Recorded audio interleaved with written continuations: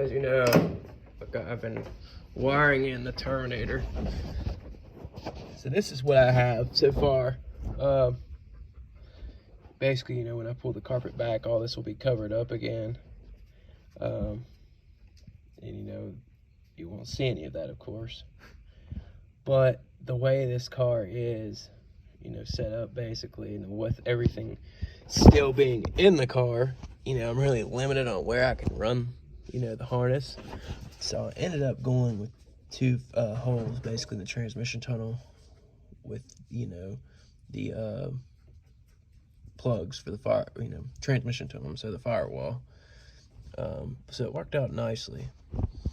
And basically all I gotta do is pull back my carpet and I'll be good to go. I have one last wire to terminate right there. That's for the torque converter lockup / unlock. But I need to put power on the car and see which wire it is that I need to hook that up to. I can't remember right off the top of my head which one it is. I feel like I remember on one car it was one color, and you know, another G body was a different color. But anyways, getting ready to install our fuel pump. We got an in-tank pump, the Holley in-tank drop-in pump. This is a 350 liter power pump. It comes with a regulator built onto the pump, so it self-regulates inside the tank, so there's no need for a return. Now they do sell these without the regulator on them. It's a little bit cheaper. So, but we went with one with regulator on it. This is what all it comes with. Comes with, you know, your pump, everything. The sock for the end. It's got a little harness, you know, right there. This is the other end of the harness here. I started getting it prepped. You know, it comes with some instructions as well, which is nice, you know, if you need them. But yeah, I mean, this is what I'm going to do right now. Is I'm getting ready to install the pump.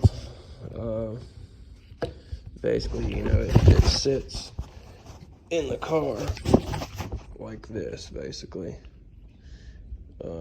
You know, at an angle. Right here is your regulator on it. And like I said, you have two lines on top, but you don't have to run a return or anything. I'm guessing that's probably for a vent, if I had to guess. So yeah, it's a nice little setup. I think this run it was about $500, like right at $500 after tax and everything. But yeah, I mean, it's a nice setup. You know, it's more efficient, realistically, versus external pump, in my opinion. I've installed external pumps, and I don't see any issue with them.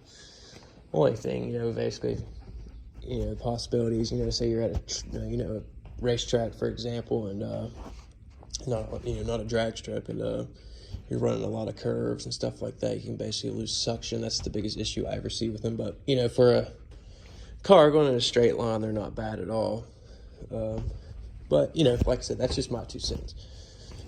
All right, so yeah, like I said, we're going to go ahead and pull this sending unit out and go ahead and drop the new pump in, get everything ready. And I've actually already got my power wire ran back there. Oh, there it is, laying on the ground, right on the ground. So, like I said, I got quite a bit done so far. You know, I have my fuel pump set up on a relay right here. I still gotta, you know, finish laying a couple wires right there. You know, my power wire, my ground. The yellow is not used. It's the normally closed contact. It comes pre-wired like that. So I'll have to snip that off and, you know, put a little connector on it so it doesn't arc on anything. But yeah, I mean, like I said, I've made some progress. Moving along pretty nicely. Like I said, there's the wire I've pulled for the fuel pump. That's some 10 gauge wire. I think this thing requires a 30 amp inline fuse, if I remember correctly. So with the Holley, there's a green wire for your fuel pump. It can be used to power fuel pumps, I think up to 15 amps, if I remember correctly. Let's see. Yeah, it requires over 15 amps.